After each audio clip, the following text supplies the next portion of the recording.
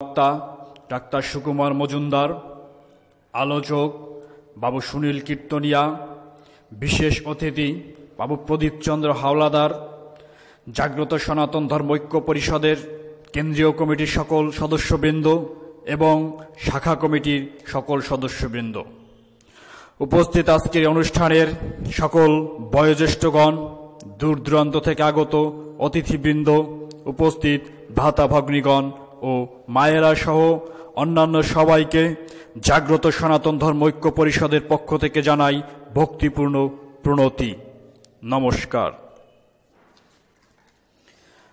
আমি আপনাদের কাছে চিরকৃতজ্ঞ এই মহতী সভায় আমাকে কিছু বলার সুযোগ করে দেওয়ার জন্য।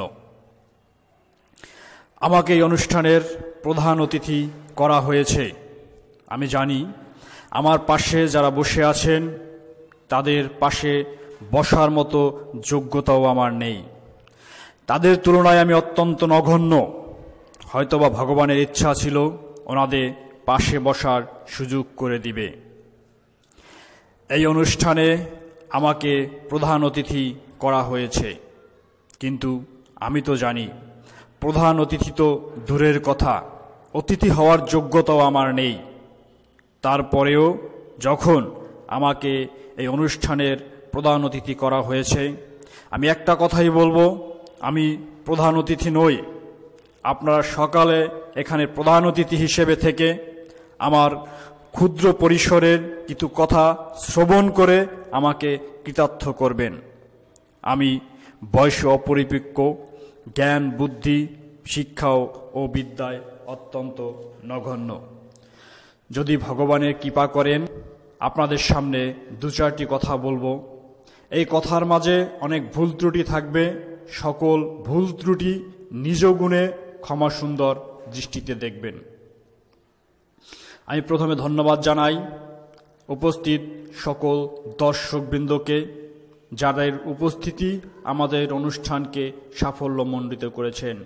আমি ধন্যবাদ জানাই আজকের এই অনুষ্ঠান যারা অক্লান্ত পরিশ্রম করে আয়োজন।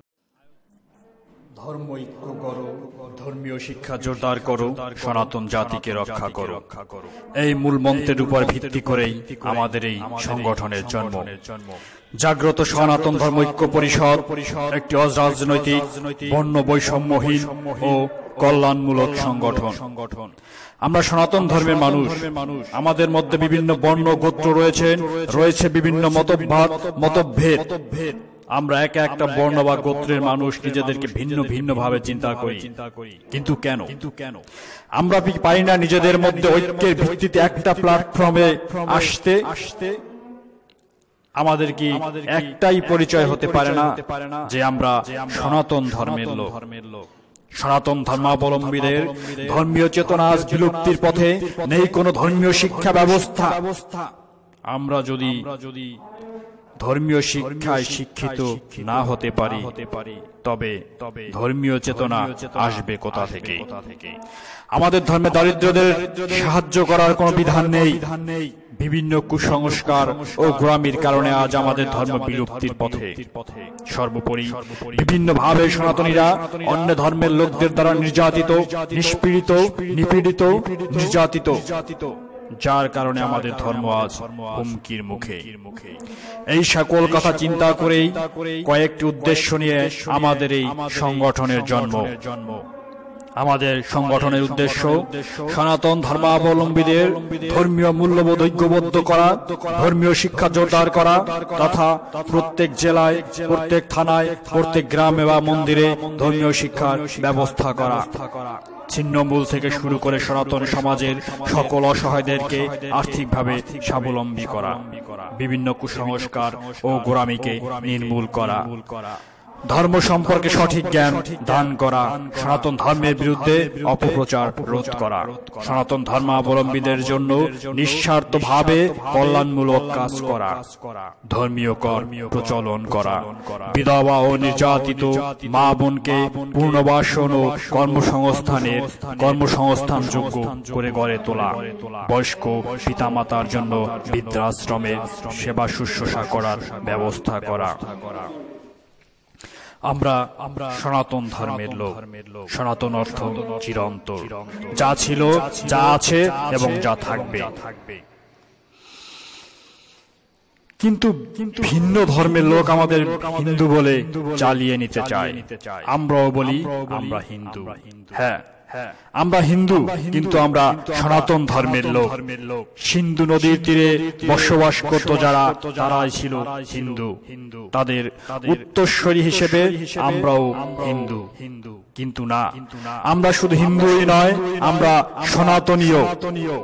অন্য ধর্মের লোক আমাদের সনাতনী হিসেবে স্বীকৃতি দিতে চায় না। ওরা আমাদের হিন্দুদের মধ্যে আটকিয়ে রাখতে চায়। কিন্তু আমরা তো জানি আমরা সনাতনী, আমাদের ধর্ম চিরন্তন। এই সনাতন ধর্মের লোক হয়েও আমরা নিজেদের পরিচয় দিতে লজ্জা বোধ করি। পৃথিবীর সর্বশ্রেষ্ঠ ধর্মের লোক হয়ে এত লজ্জা আমাদের। গর্বের সহিত বলুন, আমি সনাতন ধর্মের লোক, আমি সনাতনী। বজ্রকণ্ঠে আওয়াজ করুন, আমরা সনাতন ধর্মে বিশ্বাসী। এটা আমাদের সৌভাগ্য যে আমরা এই ধর্মে জন্মগ্রহণ করতে পেরেছি। আপনি হয়তো জানেন না, দিনে দিনে সনাতন ধর্মের লোক বাড়ছে। শিকড়ের সন্ধানে তারা আবার সনাতন ধর্মে ফিরে আসে। আমাদের রয়েছে 5টি সমস্যা: পরচর্চা বা পরনিন্দা, হিংসা, আত্মকেন্দ্রিকতা, আমিত্বভাব, ভণ্ড সাধু সাজা। এই সমস্যা আমাদের সর্বপ্রথমে দূর করতে হবে। অন্যদিকে আমাদের রয়েছে ঐক্যবদ্ধতার অভাব। যদি আমার ভাইয়ের উপর, বন্ধুর উপর, আত্মীয়ের উপর, প্রতিবেশীর উপর অন্য ধর্মের লোক হামলা করে, তাদের অত্যাচার করে, আমরা এগিয়ে আসি না। ও মার খায় খাক, তাতে আমার কি? আমি তো খাচ্ছি দাচ্ছি, বেশ আছি। আমাদের সূত্র তখন, চাচা আপন প্রাণ বাঁচা। একটা কথা মনে রাখবেন, আজ আপনার ভাই প্রতিবেশী বন্ধুর উপর হামলা করেছে, কাল যে আপনার উপর হামলা করবে না এর কোনো গ্যারান্টি নাই। অবশ্যই অবশ্যই অবশ্যই আপনার উপর হামলা হবে। আমি চ্যালেঞ্জ করে বলতে পারি, আজ যদি আপনার প্রতিবেশীর উপর, বন্ধুর উপর, আত্মীয় স্বজনের উপর হামলা হয়, কাল আপনার উপর হামলা হবে হবে হবে। এই হামলা প্রতিরোধ করতে হলে, এই অন্যায়ের প্রতিবাদ করতে হলে আমাদের ঐক্যবদ্ধ হতে হবে। আসুন আমরা ঐক্যবদ্ধ হই, হাতে হাত রেখে সুন্দর করি সমাজকে, শক্তিশালী করি সনাতন ধর্মকে। বাংলাদেশে দিন দিন সনাতনীদের সংখ্যা কমে যাচ্ছে। নির্যাতন, নিপীড়নের শিকার হয়ে কেউ কেউ দেশ ছেড়ে চলে যাচ্ছে। শুধু দেশ ছেড়ে চলে গেলেই কি সমাধান হবে? না। একথা সত্য যে নির্যাতন, নিপীড়ন, লাঞ্ছনা, বঞ্চনা, নির্যাতন, মন্দির অগ্নিসংযোগ, প্রতিমা ভাঙচুর, নারীদের সম্মানহানি সহ বিভিন্ন অত্যাচারের শিকার হচ্ছি আমরা, যার কারণে দিন দিন কমে যাচ্ছে সনাতনীদের সংখ্যা। 1941 সালে যেখানে বাংলাদেশে সনাতনীদের সংখ্যা ছিল 28%, বাংলাদেশ স্বাধীনের পরে 71-এর যুদ্ধের পরে তা এসে দাঁড়িয়েছিল মাত্র 13%, এবং বর্তমানে তা 6.5 থেকে 7%-এ নেমে আসছে। এরকম চলতে থাকলে অল্প কিছুদিন পরেই বাংলাদেশের ইতিহাস হয়ে যাবে সনাতনীরা। তাই আসুন, এখনো সময় আছে, আমরা ঐক্যবদ্ধ হই, নিজেদের রক্ষা করি। আমরা সনাতন সমাজের দিকে লক্ষ্য করলে দেখতে পাই গোত্র ও বর্ণভেদ। এটা আমাদের একটা বড় সমস্যা। ব্রাহ্মণের মেয়ে শূদ্রের ছেলের সাথে, শূদ্রের ছেলে ধোপার মেয়ের সাথে বিয়ে দেওয়ার প্রচলন নেই। আমাদের মধ্যে রয়েছে 36টি বর্ণ, অবশ্যই প্রকৃত সংখ্যা 42। তাছাড়াও রয়েছেন ব্রাহ্মণ, ক্ষত্রিয়, বৈশ্য, শূদ্র। মানুষের কাজের উপর ভিত্তি করে এই পদবিগুলো দেওয়া হয়। একই পরিবারের বড় ভাই যদি ধর্মীয় কাজকর্ম বা পূজা করে, সে হবে ব্রাহ্মণ। তার পরের ভাই যদি রাজ্য পরিচালনা বা যুদ্ধ করে, সে হবে ক্ষত্রিয়। যে ভাই ব্যবসা করবে সে হবে বৈশ্য। অন্য ভাই যদি শারীরিক শ্রম দ্বারা এদের সেবা করে, তবে সে হবে শূদ্র। একই পরিবারের মধ্যে ব্রাহ্মণ, ক্ষত্রিয়, শূদ্র এবং বৈশ্য থাকতে পারেন, কিন্তু আমাদের ভিতরে সেই পুরনো মতভেদ, মতভেদ, বর্ণভেদ। কেন? আমরা পূর্বে সেই পদ ধারণ করে রেখেছি। কেন? মুচির ছেলে কি সচিব হয় না? শূদ্রের ছেলে কি এমপি হয় না? ব্রাহ্মণ ছেলেরা কি শিক্ষকতা করায় না? তবে কোথায় সেই পূর্বের বর্ণভেদ? আমাদের সমস্যাটা কোথায়? আমাদের সমস্যা ধর্মীয় গোঁড়ামি। এটা কোনো ধর্মীয় বিধান নয় যে এক বর্ণের লোক অন্য বর্ণের লোকের সাথে বিবাহ বন্ধনে আবদ্ধ হতে পারবে না। এটা শুধুই আমাদের ধর্মীয় গোঁড়ামি। এই ধর্মীয় কুসংস্কার ও গোঁড়ামি দূর করার সময় এসেছে। আমরা এর বিরুদ্ধে লড়াই করব, সকল কুসংস্কার ও গোঁড়ামি দূর করব। হয়তো কিছুদিন সময় লাগবে, কিন্তু ঠিকই একদিনেই বর্ণ প্রথা থাকবে না। আর এই বর্ণ প্রথার একটা ফল হচ্ছে হিন্দু মেয়ে ধর্মান্তরিত হয়ে যাওয়া। চারদিকে তাকালেই দেখা যাবে সনাতনী মেয়েরা সনাতনী ছেলেদের থেকে মুখ ফিরিয়ে নিচ্ছে।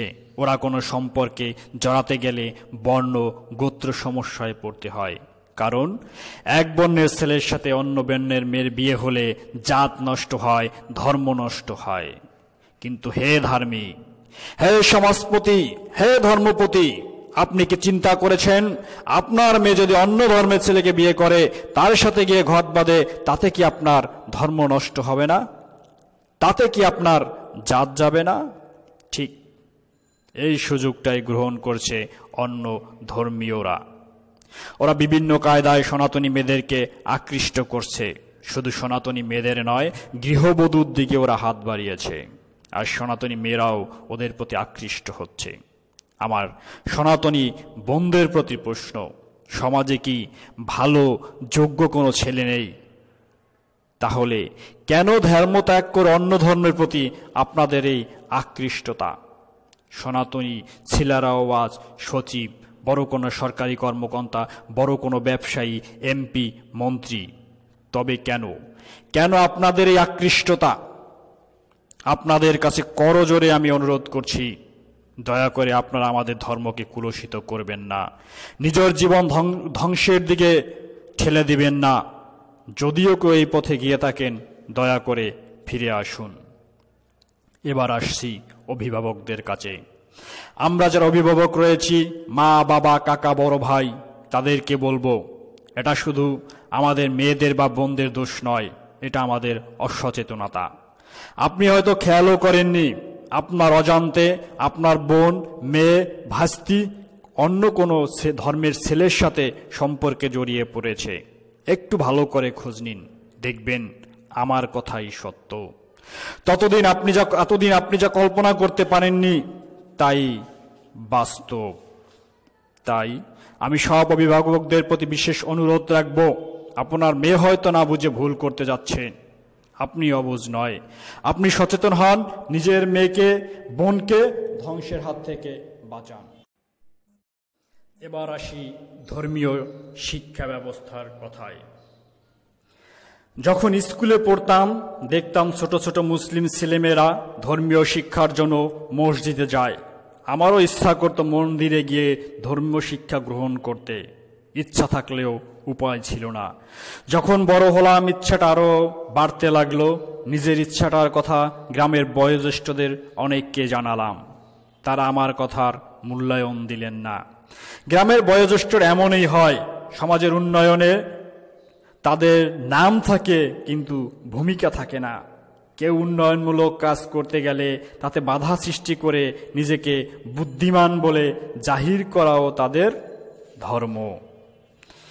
যাই হোক, ছোটবেলার আমার সেই স্বপ্ন পূরণ হতেছে। কিছু কিছু এলাকায় আমাদের সংগঠন থেকে আমরা ধর্মীয় শিক্ষার স্কুল দিতে পেরেছি। অনেক মন্দিরে দেখা যায় দুর্গাপূজা বা অন্যান্য পূজার সময় সাংস্কৃতিক অনুষ্ঠান করার জন্য লক্ষ লক্ষ টাকা খরচ করা হয়।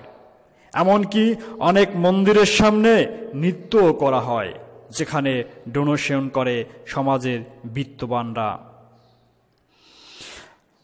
আমরা বিভিন্ন মন্দিরে যাই সংগঠনের কাজের জন্য, ধর্মীয় কাজের জন্য।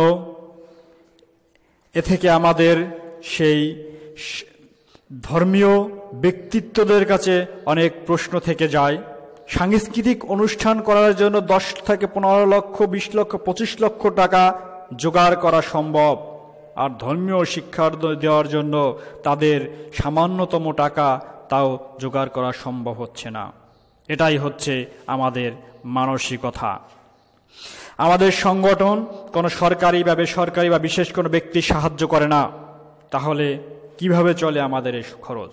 হ্যাঁ, আমাদের সংগঠনের একটা উদ্দেশ্য রয়েছে, ধর্মকর প্রচলন করা।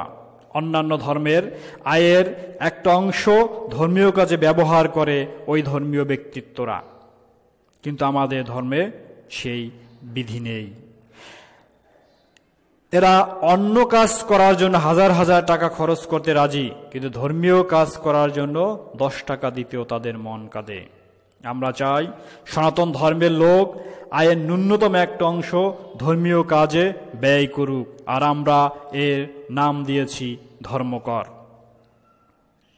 আমরা যদি ধর্মকর দিয়ে সংগঠন পরিচালনা করতে পারি, ধর্মশিক্ষা স্কুল পরিচালনা করতে পারি, আপনারাও আপনার এলাকায় ধর্মকর প্রচলন করে ধর্মীয় শিক্ষার ব্যবস্থা করতে পারেন। আমি আর বক্তব্য দীর্ঘায়িত করতে চাই না।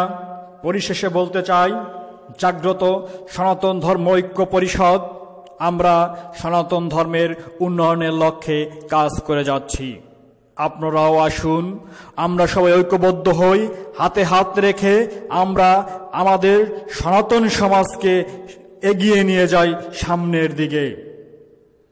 সর্বশেষে আমি আপনাদের সবাইকে আবারও ধন্যবাদ জানিয়ে জাগ্রত সনাতন ধর্ম ঐক্য পরিষদের পক্ষ থেকে আবারও সবাইকে নমস্কার জানিয়ে আজকের এই অনুষ্ঠানের আমি আমার বক্তব্য এখানেই সমাপ্ত করছি।